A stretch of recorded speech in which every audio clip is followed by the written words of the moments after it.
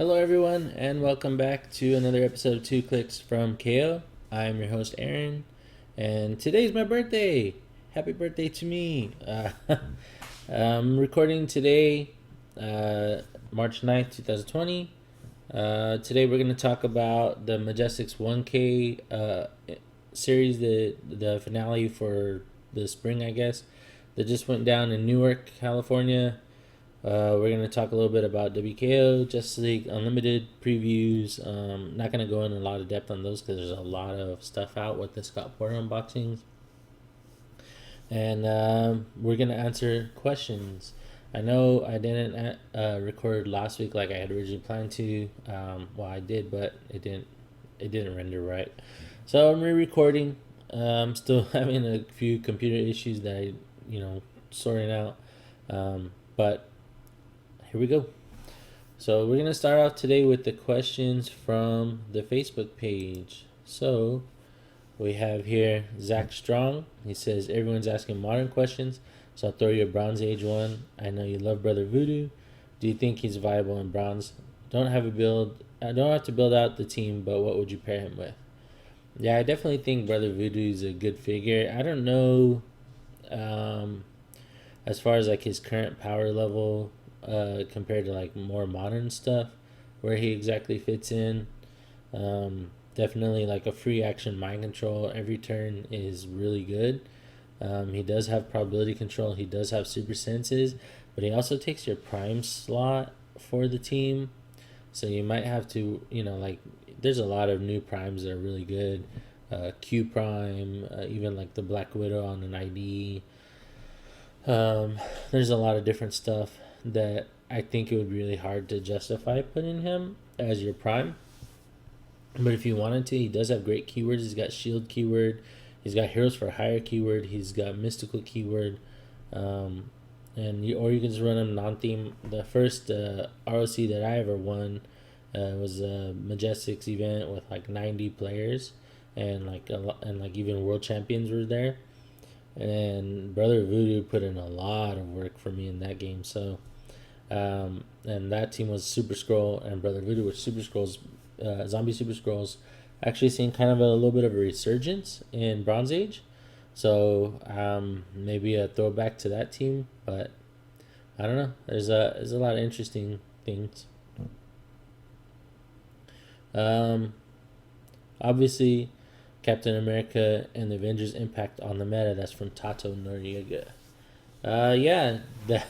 The impact on the meta was immediate, right? A lot of Captain Marvel, a lot of Immortal Hulk being played, both in Modern and Bronze Age.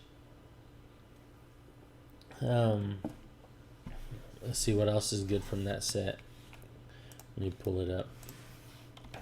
Captain America and the Avengers. Off the top of my head, I mean, those are the two. I know a lot of people expected Ultron to do well. I was not one of those people, because personally I think that figure is like way overrated. I like it as like a fan, but I think it's really overrated. I think the big ones we see are Captain Marvel. I saw like a lot of Captain Marvel teams at the WKO. Immortal Hulk. We saw an Arno Stark make the top 4. But I do believe that he was being misplayed most of the day because there was an errata for the improved targeting ignores blocking, which I wasn't aware of at first. And then when I finally sat down and watched that game played with Arnold Stark in the top 4, because I hadn't really saw it the rest of the day, I noticed it about halfway through the game, and so I had to kind of correct that. But I still think he's a pretty good piece on his lower point dial coming in. He's good for killing Colossals. He's got the improved targeting and all that. So it's pretty nice. Little sneaky move there. You've got Chase Thor. Chase Thor made an impact on the Bronze Age. Tony Rodriguez, shout out Tony, went undefeated in Swiss and made it to, I believe, top 8 with the Chase Thor team. Looking through the set, Spider-Man is decent. I don't know how many people will actually play him. have yet to see. Oh well, Steve Rogers. Steve Rogers, obviously the biggest takeaway from that set. We see a lot of Shield or Avengers type Vulture teams using Steve Rogers to welcome Vulture to the Avengers. Other than that, I think Dario seeing a little bit of play. Quake, yeah. The new Maria Hill with the mind control thing. The common that she's got the Welcome to Pleasant Hill trait, mind control once per turn when a friendly character uses mind control. So target character that has been damaged this turn. After resolutions, the targeted character can't make attacks or be attacked until your next turn. So I know Craig Landers was utilizing this Maria Hill and his WKO team to do. He had actually played Bebop and Rocksteady and used Chase Tiger to mind control them, and so like his figures couldn't be attacked. So it's pretty cool. So the impact is immediate, but I still think it's got a long ways to go before it's fully fleshed out. I don't think we've seen everything that can happen with this set yet. There was a Facebook discussion about the Power Elite that I saw yesterday, and I think the Power Elite are an underrated thing, and I think it would be interesting to see if people utilize any keyword manipulations to make that trait like really expand. So I think there's a lot of wiggle room there. So McConnell Lamar says, do you think more people will be including the boxing ring and WWE ring in their builds to help against King's Tomb and Ancient Hold? Yeah, I mean, I don't see why not. I think King's Tomb and Ancient Hold are very popular maps. They have a lot of blocking terrain. Utilizing the WWE ring to make it so that way you can be a little bit more mobile where you want to be is a pretty good strategy. I think people have been doing that with the boxing ring for a long time on things like what's the old Rock Underground map, and even the Underground map from Star Trek set on the opposite of Muck Time. So I don't think that's like a new strategy, and for 5 points, what it gives is really good. Especially when you can do things like with Gardner, where you can put him in the boxing ring, like Pat Yopoka was doing this at the WKO. Puts Gardner in the boxing ring, and then he punches out with Gardner's special thing, so he gets a reroll on that attack. And then if you don't come into the ring, you're shooting in, he can reroll your attack while you're shooting in. So I think that's a really interesting dynamic there, and I think it's really useful. Especially considering Gardner can put those tokens without line of fire at the beginning of his turn. So definitely, I think we'll see a lot more of that. Richard Leo says, which WKOLE is better, Scarlet Witch or Quicksilver? So I haven't memorized those, so let me look them up. So Quicksilver, and we have Scarlet Witch. Okay, so Quicksilver has faster, better, more arrogant. Take your pick. He has hypersonic speed, and he deals a maximum of 3 damage when he uses hypersonic speed. It makes a close attack after the attack resolves. Before moving in, he may make a close attack targeting a character that he hasn't attacked this action. So looks like he can make 2 attacks. He's got 13 move, which is really good. 11 attack, 19 defense, super sense, 3 damage. It's a wild card. He's got Avengers, Brotherhood of Mutants, Inhuman, Speedster, X Factor, and X-Men keywords. He's got on clicks 2 through 6, Perplex, and when you use it to target another friendly character that shares a keyword, instead roll 3d6, and the resulting combat values are modified +1 for each result. So 1 is range, 2 is speed, 3 is attack, 4 is defense, 5 is damage, 6 is your choice. If he rolls 3 6s this way, remove all tokens from him and the target character and heal them each 3 clicks. So that's pretty strong for 75 points. So let's keep that in mind and then go review Scarlet Witch. Scarlet Witch has Mystics, the team player, so she's a wild card. Avengers, Brotherhood of Mutants, Lady Liberators, Mystical and X-Men keywords. Run Shot, Psychic Blast. She has Energy Shield and Super Senses on her 4 through 6 on her first 3 clicks. And then she's got Bad Luck Hexes, probability control for all characters with this power. If an opposing character's attack was re-rolled or a die in it was replaced, the final result is decreased by 1.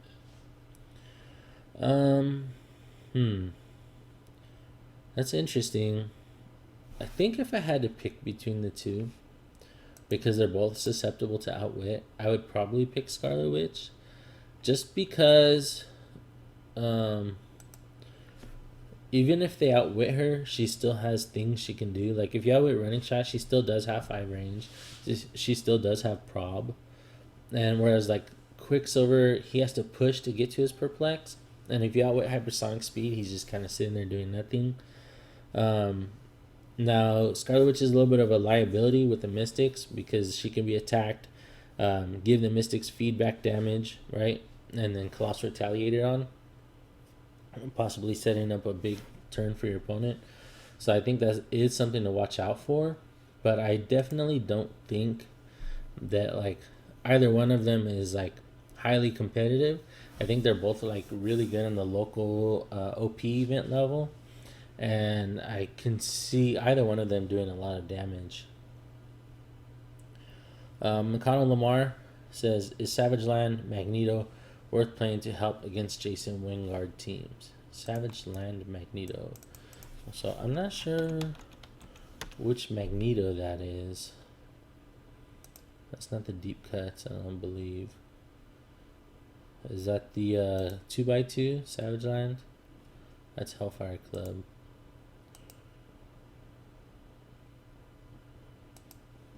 I'm going to go ahead and assume you're talking about... That's Phoenix Force Magneto.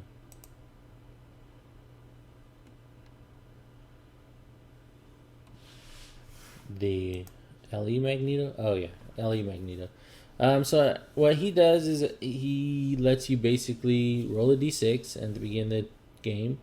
On 1 through 2, an opponent chooses one of their characters at 75 points or less. On 3 through 6, you choose an opposing character of 75 points or less. If a character is chosen, then place Magneto and the chosen character and 3 lost tokens on this card. At the end of your turn, remove a lost token from this card. When the lost token is removed, or if a force has no characters on the map, place Magneto and the chosen character in their starting areas in squares of your choice. And then he's got Earthbound, Neutralize, and Sidestep with Energy Shield and Outwit before going to Running Shot, Psychic Blast, Invuln, and Leadership. And Jasonwyngarde does what? Wyngarde. He's 75 points exactly.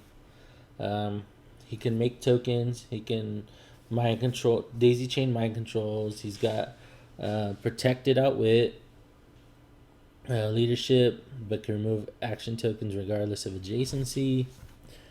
I mean, I don't think like necessarily that's the best play. To hard counter Jason. I mean, if you really wanted, you could play like Battle Fury characters, and then you don't have to worry so much about the mind control. I think more people get more utility out of Jason using their bystanders than anything. So, and even then, like you're giving up 75 points of your team to remove off the board a character that you might not even play against, and you might not even get to choose. So, like, if I'm playing Jasonwyngarde, I'm probably playing another character that's 75 points or less. And if you roll a 1 or 2, I can choose that other character. And so I just don't think, like, that's a very smart use of 75 points. If you're going to, like, play for a hard counter. That being said, it's worth a try. I know I've built a couple teams where I'm like, ooh, if someone plays that Magneto, I'm going to be in trouble. But I still haven't seen it played. I don't think he themes very well with a lot of stuff. Maybe Ruler or Hellfire Club teams. But he's a lot of points for not a lot of utility outside it once he hits back on the board. So I don't think so. I don't think that's a viable play. So Johnny Alvarado Jr. says, "What are your biggest takeaways from the winter WKOs? Were there any surprises?" I was really surprised how many people played Captain Marvel main force. Um, Obviously, the Captain Marvel ID card is gone from Modern Age, but I I don't know. I guess I'm just like really sleeping on this figure. I understand why she's good, but I don't know why she's like $50 online. Like at 95 points with 2 stop clicks, she's decent. She has the prop, she has the free damage that she can ping you with.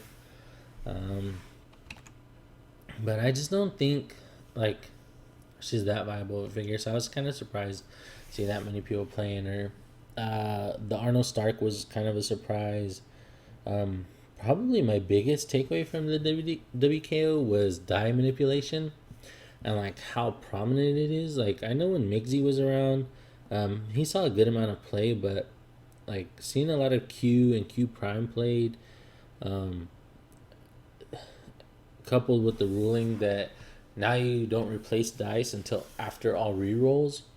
So it's not one like it used to be where like I'll roll a die and then you can ask me if I want to prob and I'll say no and then you can change my die and then after you change my die I'll be like okay now I'll prob.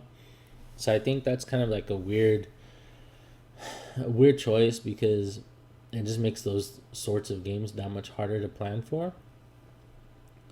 So that's probably my biggest takeaway. That being said, ended up being the finals was a Wendigo monster swarm type team with Black Adam, or I think it was Mystical actually, versus double Jasonwyngarde team for the finals. And that didn't really surprise me because those are both like highly popular type figures and builds. So the fact that they saw so much play isn't really shocking. Um, but it is impressive to see um, just how expensive it actually can be to play at the higher level of HeroClix nowadays. In my opinion, we are one of the more expensive competitive games, like or games to be competitive in. So I think that's probably like a big takeaway, and I think a lot of that has, and I've been saying this for a long time. I think a lot of it has to do with the basic philosophy that WizKids had for a while about the way they build sets. It seems to be changing with Justice League Unlimited a little bit because we're starting to see more complex figures in the lower rarities.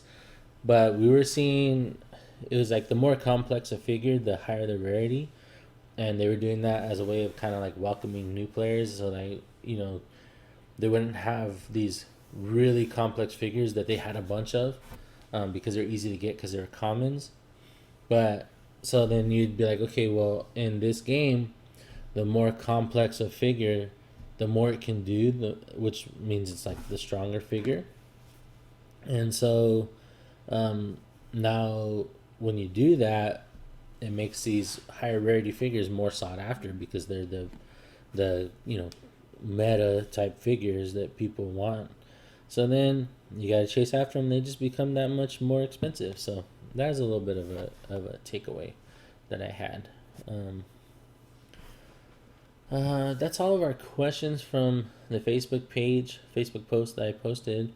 I also did want to talk to you guys today about the Majestics 1K that just happened. But before I move forward, let's say congrats to Jonah who won the Fresno WKO, defeating Paul Cote in the finals in a pretty back and forth game. Jonah snuck in there at the 8th seed and ran the table on the top 8. So good job to Jonah. So yeah, we'll move on to the Majestics 1K. So for those of you who are unfamiliar with it, you can go to Majestics Open Series. So it's Open Series /MajesticCCG.com. And this is the website I'm showing you here. You can go in there. There's articles, hidden gems, There's things with previous event winners, top 10 most played figures in the format, top 10 most played sideline, additional game elements, maps. Starting a new year big with 10 trials leading up to the 1K in Newark, which just happened this last weekend. We're going to talk about, so you can go through here, you can check things out. You can check out the band list, the map list, tournament structure, etc. So it's a really nice website. It's pretty cool. We actually have our own trial coming up with in April at Hobbytown, USA. If you look here, you have the power rankings. So Steve DiCarlo's number 1, which that'll probably drop, I imagine. Robert's number 2, Richard's number 3. So you can go through here. Yeah, any information you want to find about the Open Series, you can go on here and find out. Hey, who's that guy who wrote that article? But that being said, we had a recent trial, or not trial, final event at the Newark, California, the Klitz Collective. It was on Saturday for the Swiss, with the top 8 being on Sunday. I know this flyer doesn't say Sunday, but it was on Sunday. First place got a trophy, Temple of the Idol map for all the top 8. $1,000 split between the top 8 players. 2019 Con LEs, Titano LEs. The Fantastic Four Cosmic Clash was not given out because it's not out yet. They gave something else out instead. There was a plaque that I had made that they gave out. So a lot of really cool prizing. They also had co-main event 300 Modern Age. I didn't hear too much about that, but you could get a lot of cool prizing from there. Definitely worth your time to go.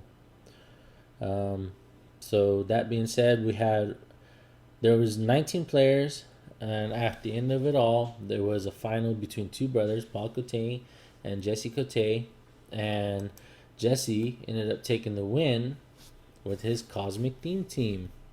And we were talking about die manipulation earlier, so his team was Trelane, Q Prime, Ultron Phalanx, 2 Dark Phoenixes, Mangog, Groot, Flora Colossus, Power Plant, Iceberg Lounge. So that's a Power Plant minus 1 ring. Bat Signal, 5 ID cards, Green Arrow, Storm, Rachel Summers, Bucky Barnes, and Hulk. You can see a sideline and maps there. So looking at the team, it doesn't immediately look like it has a lot of damage to it. The highest point character is Trelane. So he normally you'd be like, oh, so he's only calling in 50-point figures. But since this is a Bronze Age event, he can play the Ultron Phalanx, which counts as 120 points for game purposes, like calling an ID character. So if you look at the sideline, you'll see the Elseworlds Green Arrow, you'll see the Asgardian Storm, you'll see Winter Soldier, Phoenix. He's got some Trouble Alerts. So really cool team. Ultron Phalanx, one of my favorite pieces. He's got improved targeting for hindering. You can push him to Pulse Wave, and not Outwit, just Pulse Wave. Excuse me. Trelane has some die manipulation and stop click. Q Prime, obviously a really good figure. Dark Phoenix is a piece, man. Like I didn't really go after getting her, but I kind of wish I had earlier, because she's like getting up there in price. She's like between $60 and $90 consistently. She's got defeating on life forces when she KOs an opposing character, or an opposing character takes 4 or more damage from her attack. After resolutions, heal her 1 click. She may heal past the starting lines this way, but can't be healed in any other way.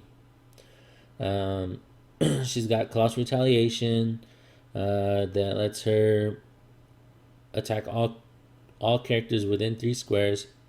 Hit characters are given an action token, each dealt 2 penetrating damage instead of normal damage. And she's got Impervious for a stop click.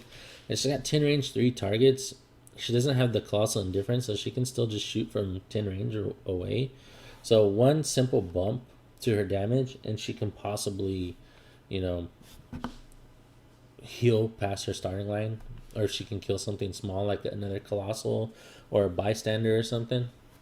Then you'll start to see her heal up a little bit past her stop click. And then she goes like range combat expert. Eventually she gets a hypersonic, and then she goes a running shot and psychic blast and running shot pulse wave, and she can just go kind of crazy. So it's not hard to see why she's so expensive, but it is a little bit of a surprise. Mangog and Groot and Floor Colossus have been staples in competitive play for the last 3 years now. No big surprises there. We all know what they do by this point. Yeah, just a really clean, just good stuff team.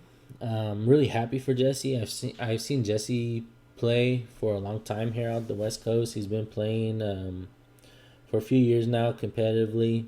I know Jesse and I traveled together to the Majestics Invitational in 2018. I took him down with me. He played in the co-main event. And it's been really just an honor to watch Jesse grow and improve as a player. He's a phenomenal person. Like, he's just a great person. So I always like seeing like good people win. So congrats to Jesse. I cannot say enough nice things about him. And I think Jesse would probably tell you, he plays pretty regularly on Roll20. And then he also, in the last year or so, has been doing a lot of traveling to go play. Like, he'll travel to Ohio to go play in the WizKids Open. He'll go to Washington to go play, or Oregon to go play in the Eagles events up there. And I'm pretty sure if you ask him, he would tell you that is where a lot of his skills have improved and gotten better. And I think for people who are reluctant to travel and play, but then you also like can't figure out why you're not winning events, you can look at Jesse and really just be like, oh, okay, so this stuff does matter if you really want to win events like this one, or even just a WKO that's at your local store. It matters. The traveling matters a lot. So congrats to Jesse. Congrats to other top 8 players. I know there was a list, but I'm not gonna go through it because I just don't want to take a long time to be doing it. So, I just wanted to have this show put together. Again, there was that. Again, you can check out the Open Series website. I just wanted to have this show put together a little bit, so I don't want to drag it out too long. We have a lot of Justice League stuff. If you haven't seen any of it, WizKids YouTube has the Scott Porter videos that they put out all last week. There's the you can go to our WordPress blog and check out the previews we did there.